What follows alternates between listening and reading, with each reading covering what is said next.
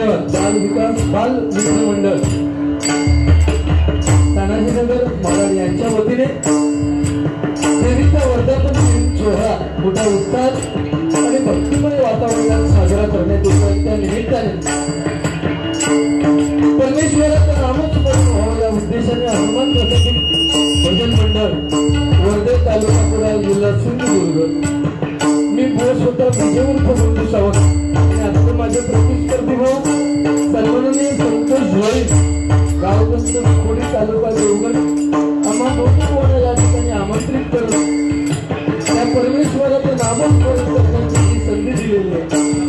त्याबद्दल सर्वप्रथम बालमित्र मंडळ आणि नवरात्र उत्सव मंडळ आणि या मंडळाचे सर्व सन्माननीय अध्यक्ष रुपेश पटकारे साहेब, त्याचप्रमाणे सेक्रेटरी सन्माननीय अरविंद सावंत साहेब, त्याचप्रमाणे तहसीलदार सुभाष पटकारे साहेब, त्याचप्रमाणे या मंडळाचे सर्व पदाधिकारी ग्रामस्थ मंडळी यांचे मी माझ्या भजन मंडळाच्या वतीने आभार मानतो।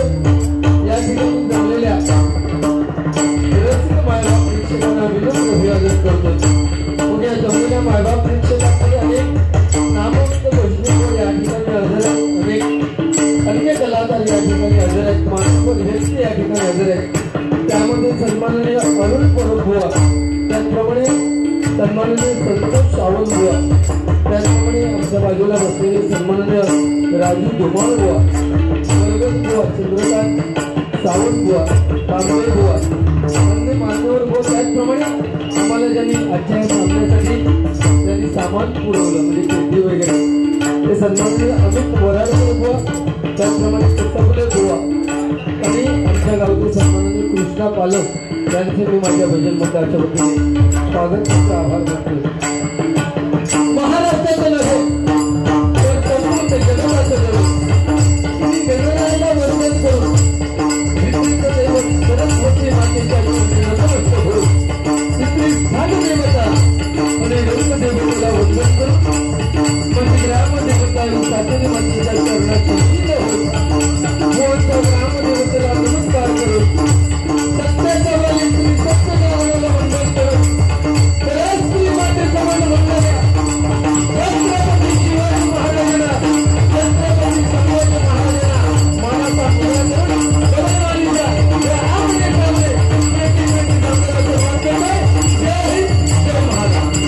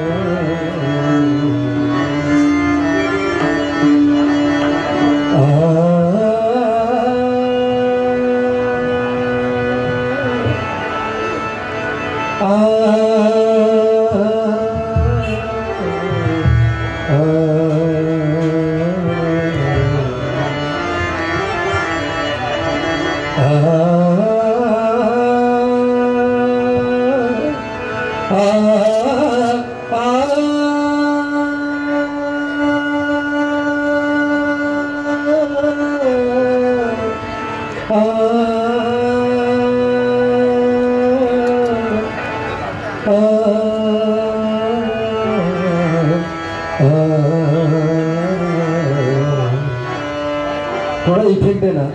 जाने कहा गए वो दिन कहते थे तेरी राह में नजरों को बुलाएंगे, तुम्हें देखता हूँ तो लगता है कि जैसे तुम्हें जानता हूँ। रखुमा माझी पेरणी करी रखुमा माझी पेरणी करी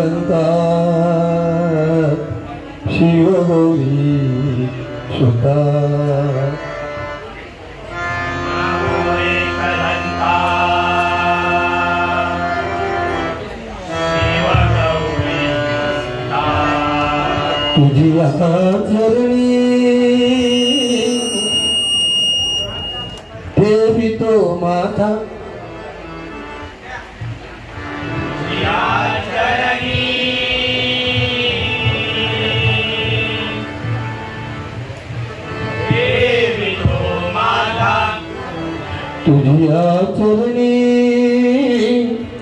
ठेवितो माथा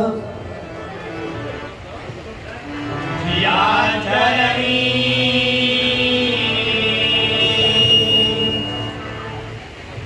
ठेवितो माथा तुझ करता आणि करविता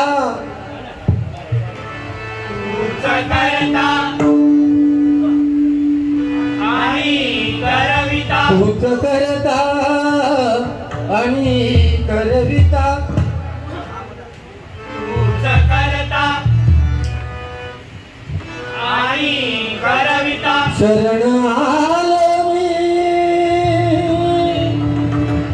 तुला भगवंता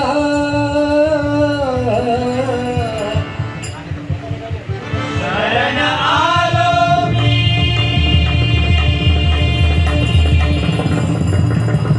तुला भगवंता गौर रूप हे तुझे पाहता गौर रूप हे तुझे पाहता गौर रूप हे तुझे पाहता गौर रूप हे तुझे पाहता सौख्य लाभू दे अमुछा टीका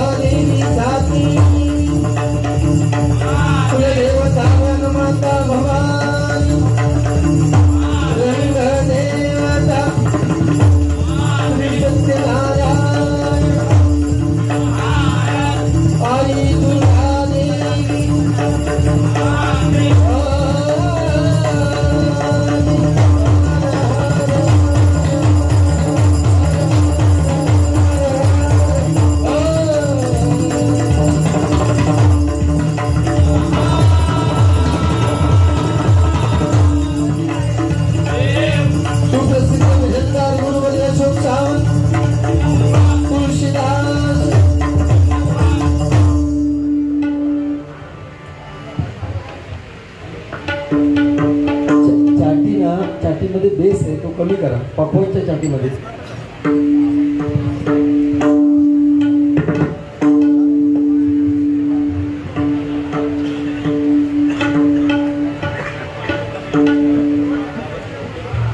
हॅलो हॅलो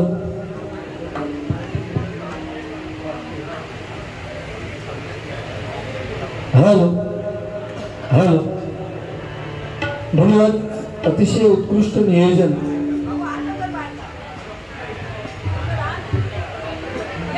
बालमित्र मंडळ यांनी मला इथे संधी दिली त्याबद्दल आपल्या सर्वांचे पुनश्च आभार मानतो. आजचे माझे जोडीवाले बुवा ते सन्माननीय संतोष जोल त्यांचं नाव आहे डबलबारी क्षेत्रामध्ये आणि स्पेशालिटी आहे त्यांची आवाज काढणे. आवाज काढणेच म्हणजे भजन हे लोकांवर बिंबवणारा संतोष जोई बुवा लोकांमधला एकमेव आहे. ठीक आहे, बारी जशी पुढे जाईल तसं 100% नको, सुरुवातीपासून भेटूया नको. थोडंफार मायबाप प्रेक्षकांना ज्या कामासाठी आपण आलोय ते भजन व्हायला पाहिजे, कारण आपलं भजन रामकृष्ण हरी या मंत्रावर अवलंबून आहे. लक्षात घ्या, कारण रामाचा आचार, कृष्णाचा विचार आणि हरीचा उच्चार. मायबाप प्रेक्षक, मी भजनाच्या माध्यमातून नेहमी सांगतोय की राम हा शब्द उच्चारायला खूप सोपा आहे, तेवढाच राम तुम्हाला समजायला सोपा आहे आणि राम हा शब्द लिहायला सुद्धा खूप सोपा आहे. परंतु कृष्ण या शब्दातलं प्रत्येक अक्षर जोडाक्षर आहे, त्यामुळे कृष्ण हा शब्द उच्चारणं सुद्धा कठीण आहे, कृष्ण शब्द लिहिणं सुद्धा खूप कठीण आहे आणि कृष्ण तुम्हाला समजायला सुद्धा खूप कठीण आहे.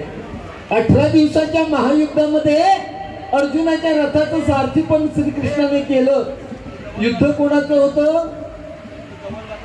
सख्या चुलत भावांमध्ये, म्हणजे एका बाजूला पांडव आणि एका बाजूला कौरव.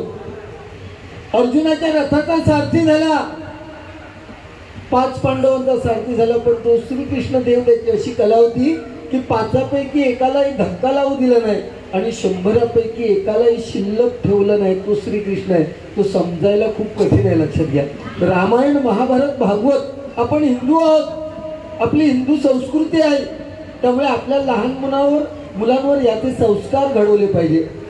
प्रत्येकाचा दृष्टिकोन वेगळा. इथे रामायण काय शिकवतं, जीवनामध्ये काय करावं हे रामायण शिकवतं. महाभारत जीवनामध्ये काय करू नये हे महाभारत शिकवतं आणि जीवन कसं जगावं हे भागवत शिकवतं. लक्षात घ्या, त्यामुळे पूर्वीचा काळ आणि आताचा काळ खूप जमीन आसमानाचा फरक आहे.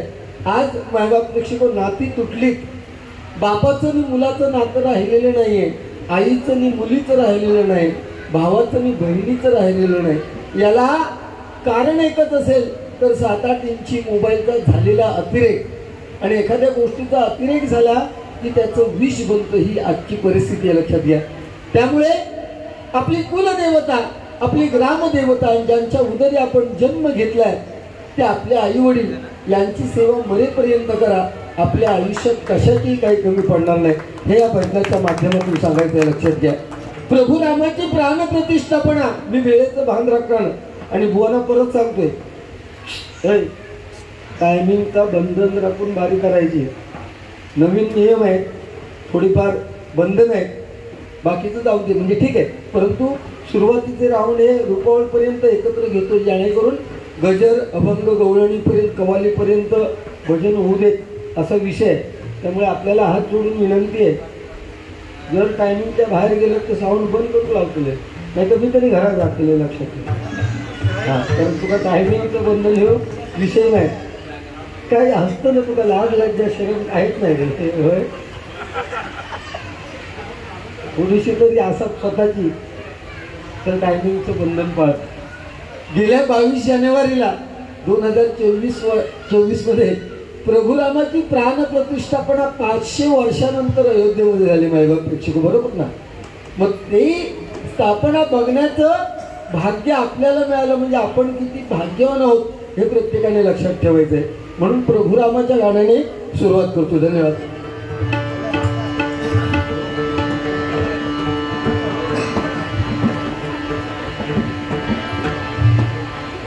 मी विनंती करतो मंडळाला, एक खुर्ची जर व्यवस्था होत असेल तर या ठिकाणी द्या.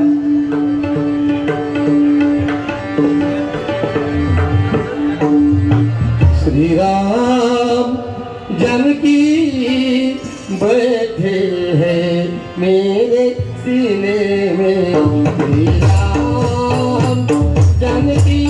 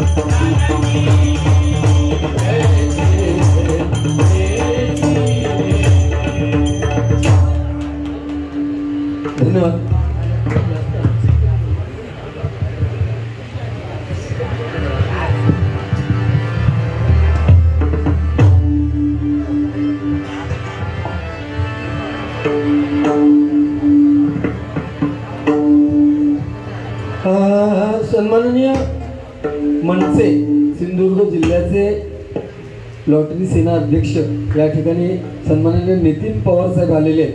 त्यांना विनंती करतो, या ठिकाणी खुर्ची ठेवलेली आहे, त्या खुर्चीचा आपण मान राखावा. धन्यवाद. कारण प्रत्येक ठिकाणी ज्या वेळेस आम्हा बुवा लोकांच्या म्हणजे कुठल्याही बुवा असू देत, ज्या वेळेस बारी असतात त्यावेळेस अगदी सगळ्यांच्या पाठीमागे ठामपणे उभे राहतात. एकदा त्यांच्यासाठी जोरदार टाळ्या वाजवा.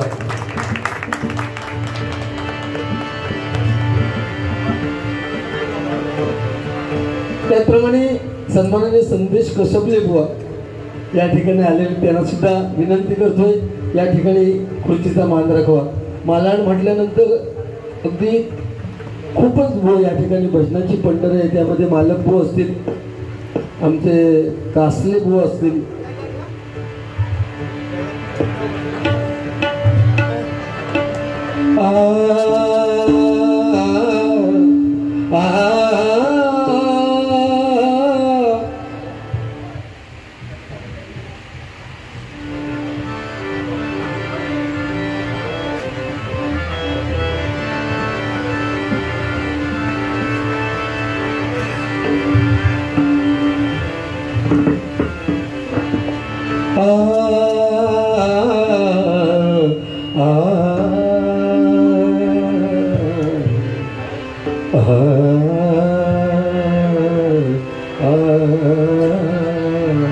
अमृताहुनी गोड नाम तुझे देवा.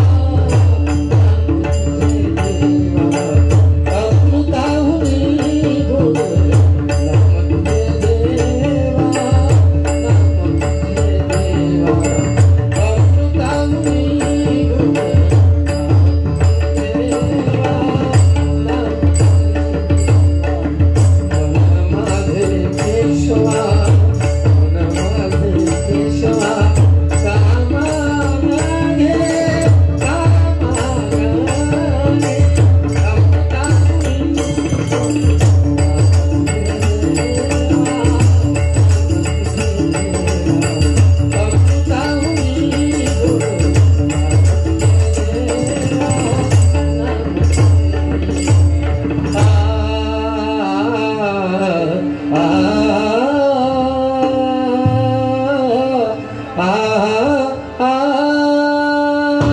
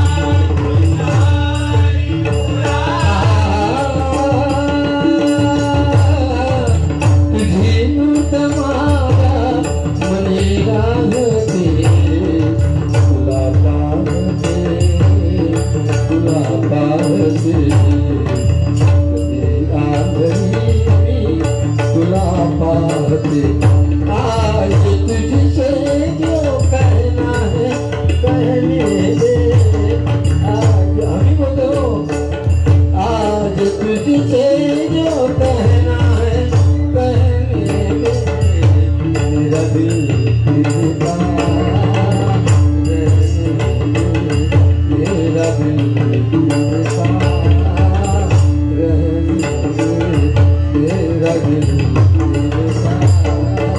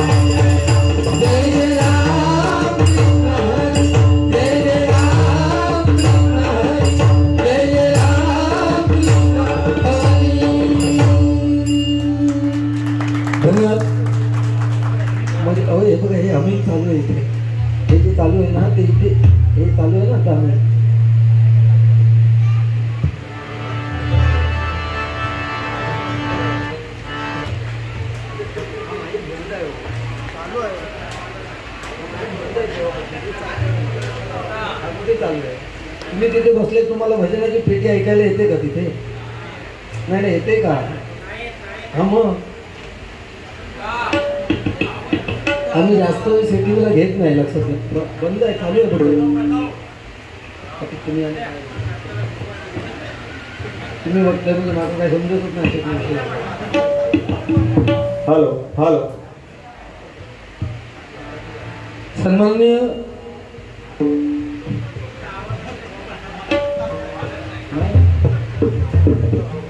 सन्माननीय राजू धुमाळबुवा यांकडून माझ्यासाठी आता चालू 100 रुपयाचं पारितोषिक आलेल्या मंडळाच्या वतीने स्वागत करते.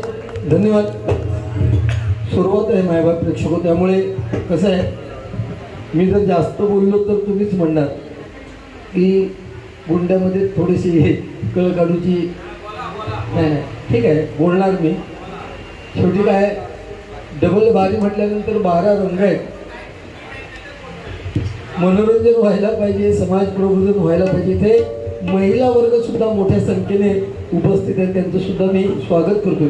पण त्या महिला वर्गाचे हात कानावरती येतील असं एकही वाक्य माझ्या मुखवाटी निघणार नाही, लक्षात घ्या.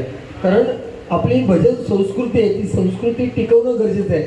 आजचा हा कार्यक्रम लाईव्ह चालू आहे आणि यूट्यूबच्या माध्यमातून हल्ली प्रत्येक कार्यक्रम प्रत्येक बोलके होत असतात आणि त्याच्या खालचे जे कमेंट्स असतात ते कमेंट्स वाचल्यानंतर आपण आपल्या मुखात जर एखादं चुकाचं वाक्य दिलं तर ते कमेंट्स असतात, ते वाचून ना आपल्याला वाटतं की झक मारताना मी भजन करतो, अशी परिस्थिती आहे. कारण कमेंट देणारे अशा पद्धतीत देतात. काही लोकांचे फोन सुद्धा येतात, एखादं वाक्य चुकीचं गेलं तर काही लोकांचे फोन येतात, बुवा आम्ही तुमची भजनं आमच्या बायकोच्या समवेत, आमच्या मुलांच्या समवेत बघत असतो, तुम्ही ह्या बारीमध्ये चुकीचं बोललात, असं जेव्हा फोन येतात तेव्हा आपल्याला शरम वाटते, लक्षात घ्या.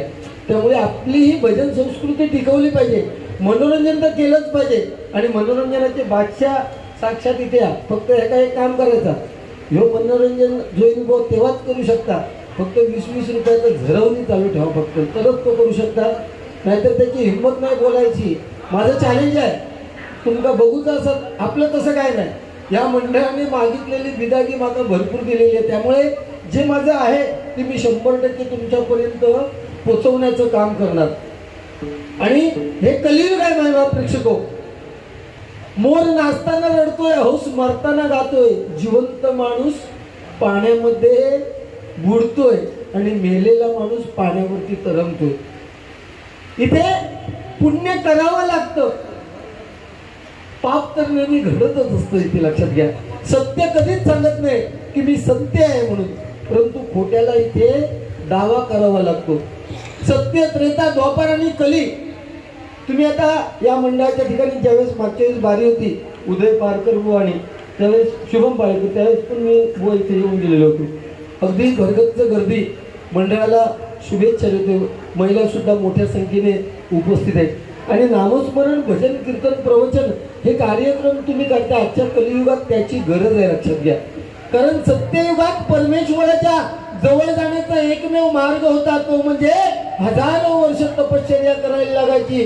जशी चांगदेवाने 1400 वर्ष केली, रावणाने 10,000 वर्ष तपश्चर्या केल्यानंतर परमेश्वर कुठेतरी दर्शन झालं. त्यानंतर आलं त्रेतायुग. या त्रेतायुगात परमेश्वराच्या जवळ जाण्याचा मार्ग म्हणजे मोठमोठे होम हवन करायला लागायचे, तेव्हा कुठे परमेश्वर भेटायचा. त्यानंतर आलं द्वापार युग. ह्या द्वापार युगात परमेश्वराच्या जवळ जाण्याचा मार्ग म्हणजे महिनोन्महिने, वर्षानुवर्ष परमेश्वराची पूजा अर्चना करायला लागायची, परमेश्वर भेटायचा तेव्हा. आणि आता हे कलियुग आहे. या कलियुगामध्ये तुम्हाला जर परमेश्वर दिसायला पाहिजे तर त्याच्यासाठी नामस्मरण फार गरजेचं आहे, जे तुम्ही सर्वजण लोक करतात. एकदा तुमच्यासाठी तुम्ही टाळ्या वाजवा, लक्षात ठेवा. आजच्या घडीला आपल्याला परमेश्वर तेव्हा दिसेल या तुमच्या मायबाप प्रेक्षकांमध्ये सुद्धा देवाचं रूप घेऊन एखादा व्यक्ती उभा असेल, लक्षात घ्या. परंतु आपल्याला समोरच्या माणसात देव केव्हा दिसेल? धर्म दगडामध्ये देव आहे, धर्म दगडामध्ये देव आहे हे समजवण्यात यशस्वी झालाय, लक्षात घ्या. परंतु माणसामध्ये देव आहे हे समजवण्यात धर्म अजून यशस्वी झालेला नाही. छत्रपती शिवाजी महाराज, छत्रपती संभाजी महाराज आपल्याला केव्हा कळले? छत्रपती संभाजी महाराज आता 2-3 महिन्यापूर्वी छावा चित्रपट आला ना, तेव्हा आपल्याला छत्रपती संभाजी महाराज कळले, तोवर आपल्याला छत्रपती संभाजी महाराज कळले नव्हते. 40 दिवस एवढे अत्याचार भोगले, परंतु धर्मामध्ये कुठल्याही प्रकारचा बदल न केला. एवढी ताकद त्यावेळेस आपल्या या नेत्यांमध्ये होती. लक्षात घ्या, छत्रपती शिवाजी महाराज वयाची फक्त 50 वर्ष जगले. छत्रपती शिवाजी महाराजांचं आयुष्य जर शतकाच्या पार असतं तर इथे प्रत्येक मराठी माणसाच्या घराला आज सोन्याचं दार असतं. लक्षात घ्या, छत्रपती शिवाजी महाराज संभाजी महाराज आपल्या गळ्यातील ताई द्यायच्याने आपण त्यांचे मावळे आहोत. छत्रपती शिवाजी महाराजांच्या निधनाची बातमी औरंगजेबाच्या जेव्हा कानावरती पडली तेव्हा औरंगजेब नमाज पडत होता. छत्रपती शिवाजी महाराजांचा कट्टर दुश्मन. नमाज पढ़ता पढ़ता कोणीतरी सांगितलं, भाईजान अप्पाजान शिवाजी महाराज का देहात हो गया. मुसलमान लोक नमाज कधी मध्ये थांबवत नाही. नमाज थांबवलं, उभा राहिला अल्लाहच्या दिशेने हात करून आणि म्हणतो, ए खुदा, ए अल्लाह, तेरे जन्नत के दरवाजे खुले रहते. हिंदुस्तान के माँ बेटियों की इज्जत रखने वाला एक बड़ा योद्धा तेरे पास आया.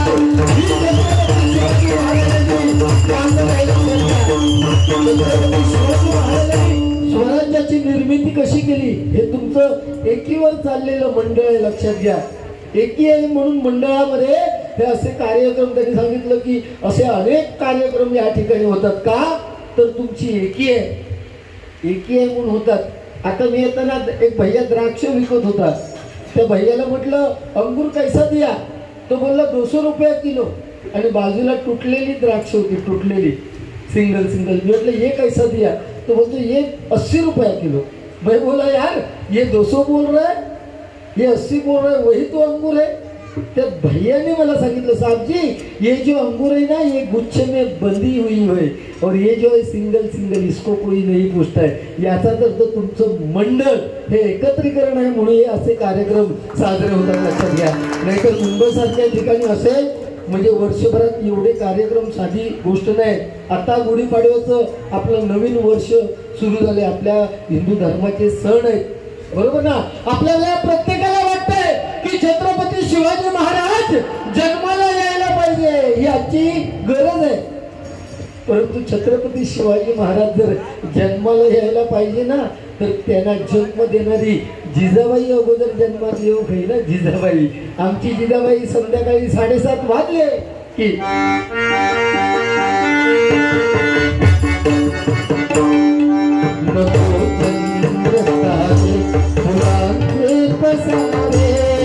जिथे मी उठावे तिथे तू असावे.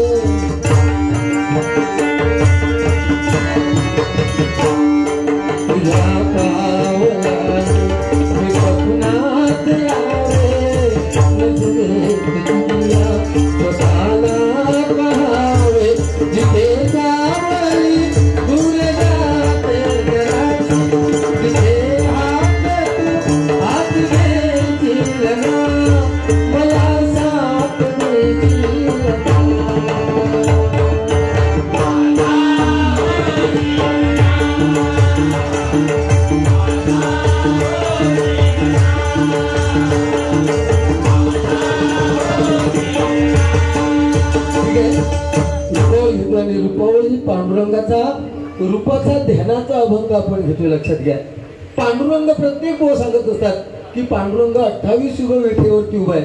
लहानपणापासून आपण तेच ऐकतोय. कधी त्याची 29 झाली नाही, कधी 30 झाली नाही. 4 वेद, 6 शास्त्र आणि 18 पुराण. पांडुरंग विठेवरती उभा आहे. कुणाची तरी वाट बघतोय. कुणाची वाट बघतोय? भक्त पुंडलिकाची. कोण भक्त पुंडलिक? आई बाबाच्या गळ्यात दोर टाकून बायकोला खांद्यावर घेऊन फिरणारा भक्त पुंडलिक. त्याला आपल्या आई वडिलांची महती कळल्यानंतर आपल्या आई वडिलांच्या सेवेमध्ये एवढा गर्क झालाय की साक्षात पांडुरंग भेटीला आले. त्यांच्या दिशेने वीट फेकली आणि त्या पांडुरंगाला 28 युग मायबाप प्रेक्षक विठेवरती उभं केले. याचाच अर्थ असा आहे की हे कलियुग आले तरी आपल्या आई वडिलांची सेवा संपलेली नाहीये. भजनाच्या माध्यमातून हेच सांगायचं आहे, आपल्या आई वडील म्हातारपणापर्यंत जिवंत असणं हे सुद्धा आपल्या नशिबाचे भाग आहेत. ते प्रत्येकाच्या नशिबी येत नाही. म्हणून आपल्या आई वडिलांच्या डोळ्यामध्ये कधी अश्रू येऊ देऊ नका. हेच भजनाच्या माध्यमातून सांगण्याचं विषय. सन्माननीय अमित वराडकर बुवा यांच्याकडून मला 100 रुपयाचं पारितोषिक आलेलं आहे आणि त्याचप्रमाणे सन्माननीय नितीन पवार साहेब यांच्याकडून मला 200 रुपयाचं पारितोषिक आलेलं स्वागत करतो. हो माऊली, तुमच्या मनाने करू नका. पेटी जास्त शार्प झाले ती कमी करा, थोडा पेटीचा आवाज कमी करा. हा राहू दे.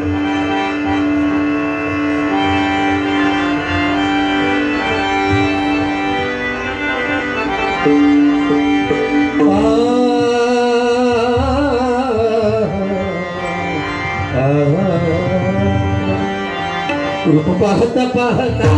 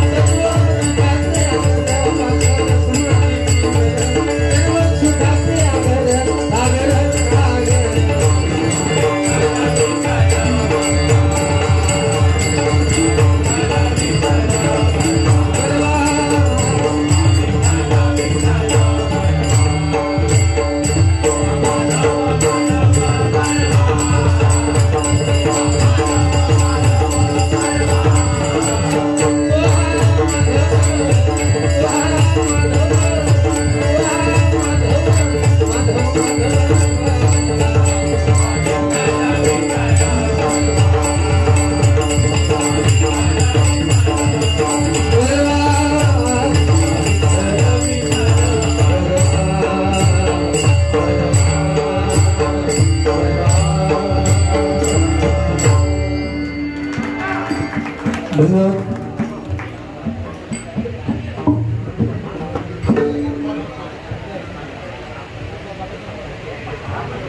या मंडळाचे अध्यक्ष सन्माननीय रुपेश पटकारे यांच्याकडून बारीक तापली पण पाहिजे आणि बारीक पेटली पण पाहिजे, पण ही सुरुवात आहे माझी, लक्षात घ्या.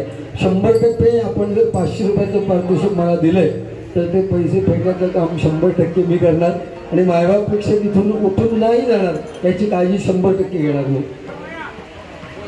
त्याप्रमाणे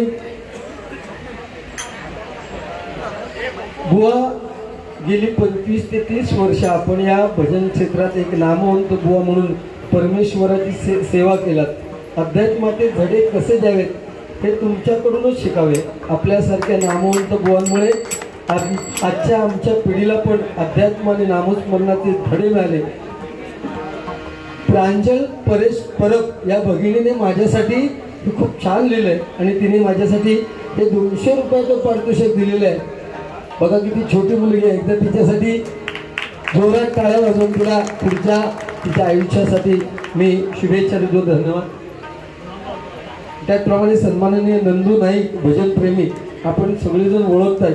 25-30 वर्ष प्रत्येक ठिकाणी नंदू नाईक फिरतात. त्यांच्यासाठी एकदा जोरदार टाळ्या वाजवत त्यांनी 100 रुपयाचे पारितोषिक माझ्यासाठी दिले. धन्यवाद.